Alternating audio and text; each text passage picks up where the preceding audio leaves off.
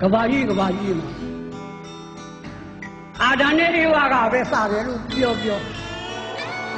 ဓမ္မကြီး၄ပါးကစတယ်ပဲပြောသူတို့ထက်မှာအမင်းဆိုတဲ့အဲ့ဒီလေ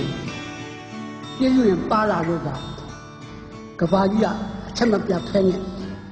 ဒီနေ့အထိကျွန်တော်တို့အထိသားစုမျိုးလက်ပြီးဖြစ်လာတဲ့ဘုရားအမေမှန်မြတ်ဘာသာမျိုးချမျိုးကြဲတယ်ကျွန်တော်စိတ်ထဲမှာမရှိဘူးအမေသားတဲ့အမေကြောင့်ဟာအမေပါပဲအမေသူကယုံညာလို့သူကမျိုးကြမလို့သူကဘာမလို့ဘယ်ဘာသာမလို့မဟုတ်ပါဘူး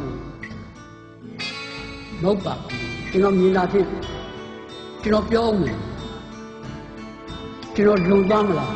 မလုံပါဘူးကျွန်တော်စဉ်းစားထားပြီးမှပြောတာပါအမေမှန်ရင်လေအမေနားနဲ့ဘွားနဲ့ငါပြောလိုက်ကြဆိုတော့အမေဟာကျွန်တော်လက်ထက်ထွန်းမှာကျွန်တော်မျက်စိအောက်မှာပဲမိမရှိကြည့်ပါစေအမေဟာအမေပါ